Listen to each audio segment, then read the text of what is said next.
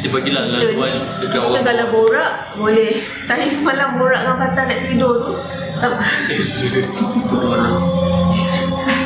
Apa tu macam ni?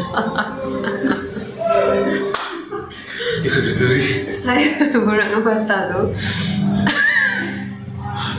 Ini bukan sabar-sabar. Sabar, sorry. Maafkan suami saya tengah penat. Macam ni sayang, apa tadi? Tak, semalam kita nak tidur, kita borak pasal stok lah. Ya, macam-macam kita borak. Macam-macam. Kita bukan borak kacip kan. Kita borak ada. suami isteri sebelum tidur. Macam-macam topik kan. So last tidurlah lambat sebab cuaca nak diborakkan. Siang busy dua-dua. So, dah jom saya tu. Diorang pun dah ngantuk. Lah, okay.